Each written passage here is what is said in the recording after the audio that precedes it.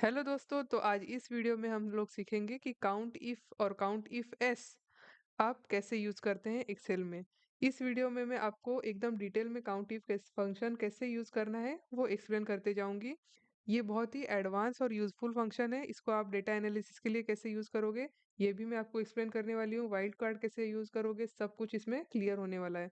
तो चलिए पहले डेटा समझ लेते हैं। मेरे पास क्या है, ये है कैश रिसीवेबल रिपोर्ट। एक कंपनी का कैश रिसीवेबल रिपोर्ट है। इसमें नंबर ऑफ कस्टमर्स हैं, वो कौन से रीजन से आते हैं वो दिया गया है, उनका पेमेंट स्टेटस यहाँ दिया है, उनकी पेमेंट की ड्यू डेट और अमाउंट ऑफ पेमेंट वो इस टेबल में दिया गया है। ठीक है। अब मेरा फर्स्ट एग्जांपल मुझे क्या पूछ रहा है, count the number of payment with status paid.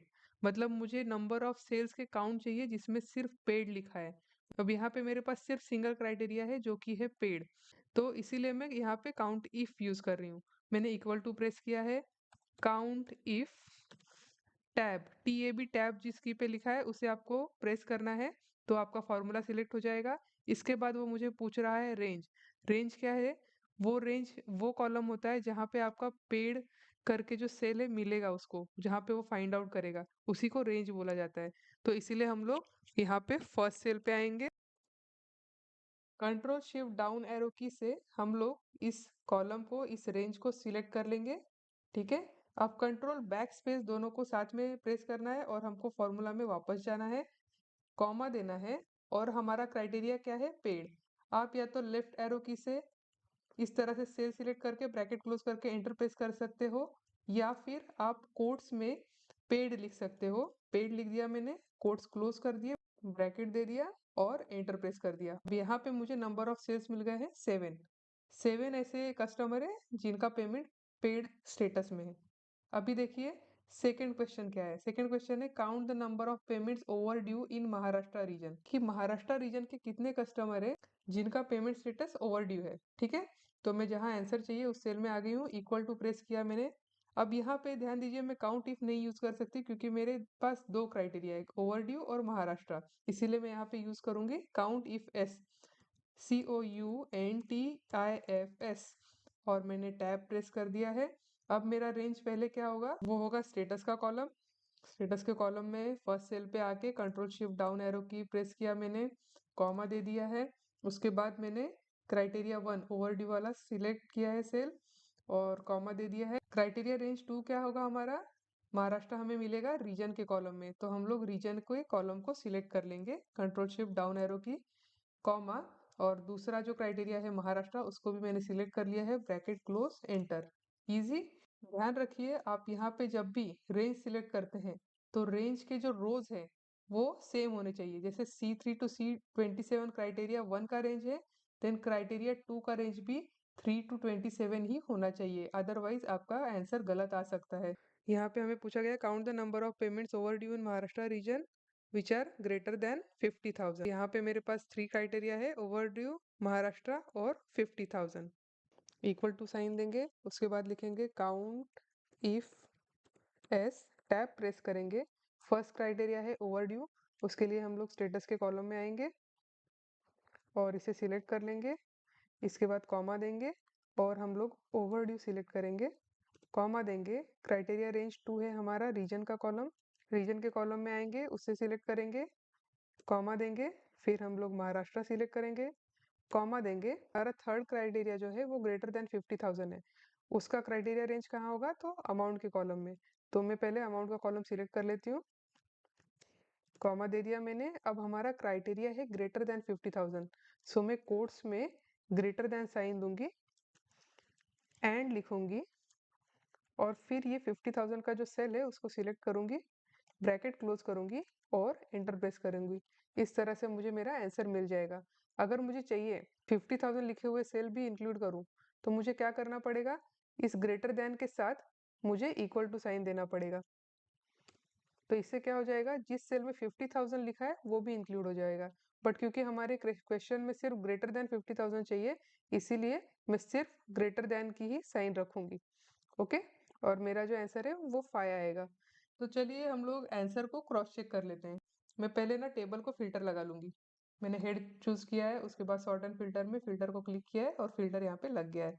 सबसे पहले मैं रीजन में महाराष्ट्र सिलेक्ट कर रही हूँ, स्टेटस में ओवरड्यू सिलेक्ट कर रही हूँ और यहाँ अमाउंट देख सकते हो 50,000 के ऊपर कितने अमाउंट है, 1 2 3 4 एंड 5। तो मेरा आंसर सही है। तो चलिए, ये बेसिक काउंट इफ और काउंट इफ एस आप समझ गए, लेकिन डेटा एनालिसिस के लिए आप काउंट इफ को कैसे और भी अच्छे तरीके से यूज कर सकते हैं वो आपको मैं अगले एग्जांपल में समझाती हूँ। यहाँ पे हमको पूछा गया है कि count the total of sales with different criteria in the same range, count the total receivables from यू एमपी और यूपी। अब यहाँ क्या किया है उन्होंने कि एमपी और यूपी ये दो क्राइटेरिया जो कि same column same criteria range में है, उनका मुझे टोटल चाहिए। अब अगर मैं लॉजिकली काउंट इफ एस का फॉर्मूला लगाऊं तो वो कैसे लगाऊंगी मैं, काउंट इफ एस टैब। अब मुझे क्राइटेरिया रेंज 1 क्या सिलेक्ट करना पड़ेगा, तो ये रीजन का कॉलम रहेगा। ओके, इसके बाद मैं कॉमा दे रही हूँ, कंट्रोल बैकस्पेस, और क्राइटेरिया 1 है मेरा एमपी, कॉमा देना है मुझे वापस।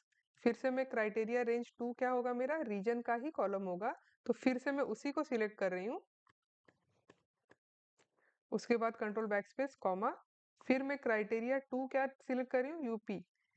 अब लॉजिकली ये मैंने फॉर्मूला सही डाला है, मैंने ब्रैकेट क्लोज किया और एंटर प्रेस किया, बट एरर आ रहा है। ऐसे क्यों हो रहा है, क्योंकि फॉर्मूला कंफ्यूज हो रहा है कि मुझे इसी कॉलम में से सिर्फ एमपी निकालना है कि सिर्फ यूपी निकालना है।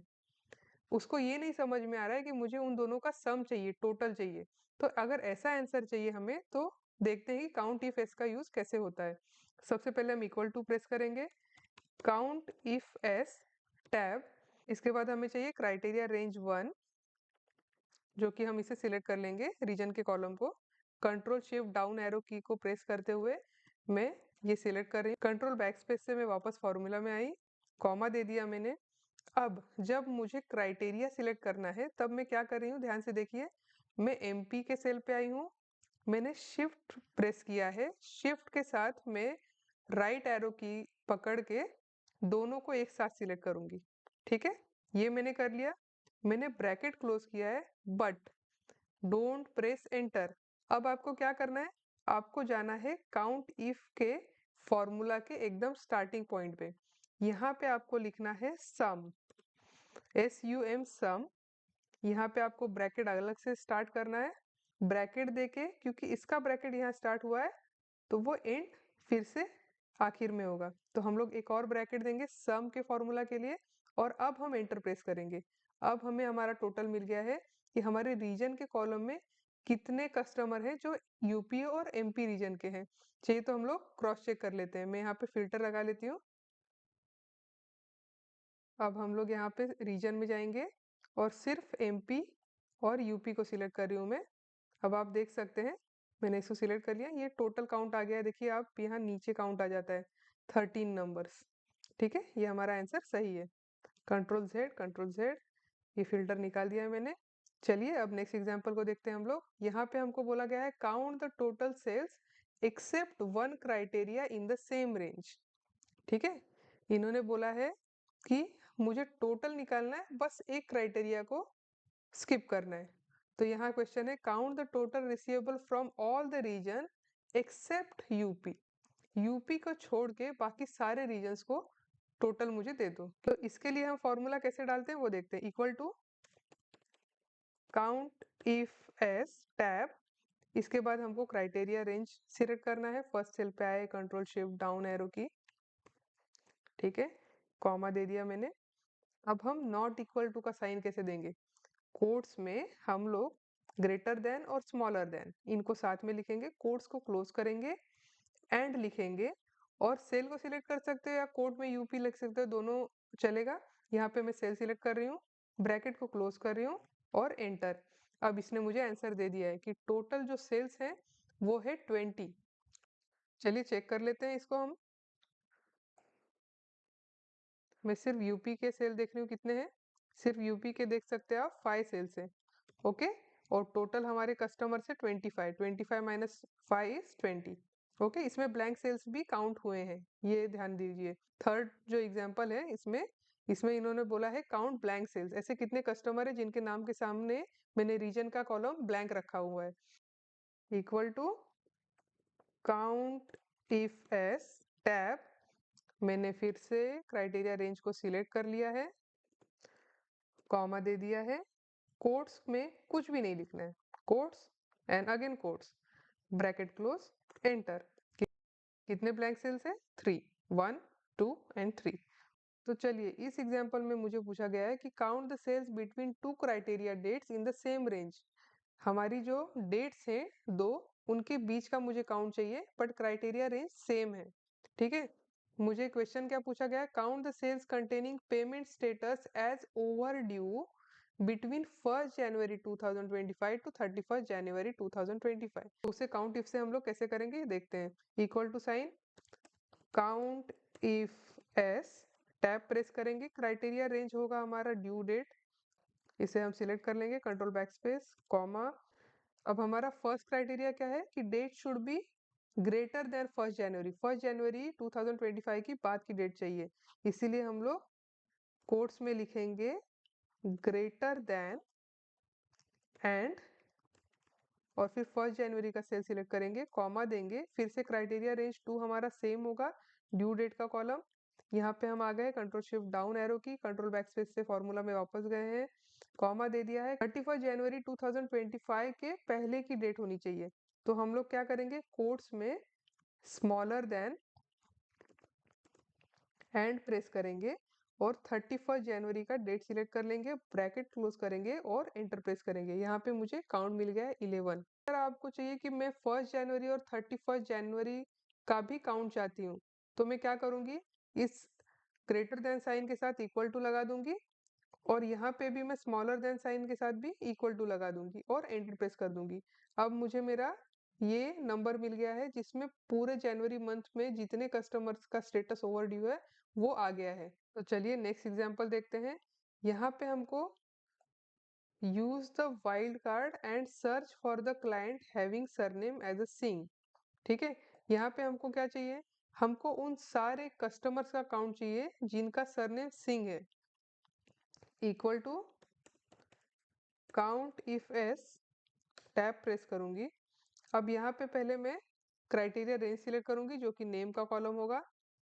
ठीक है, इसके बाद मैं कॉमा दे रही हूँ। अब हमें क्राइटेरिया डालना है जो कि होगा हमारा नेम, सिंह होना चाहिए उस नेम में। तो इसके लिए मैं क्या करूंगी, कोट्स में वाइल्ड कार्ड डालूंगी जो कि होता है एस्ट्रिक साइन, एंड प्रेस करूंगी। अब मैं यहाँ पे ये सेल सिलेक्ट कर रही हूँ जिसमें सिंह लिखा हुआ है, फिर से मैं एंड प्रेस कर रही हूँ, कोट्स में फिर से एस्ट्रिक साइन डाल रही हूँ, ब्रैकेट क्लोज किया है मैंने और एंटर प्रेस किया है।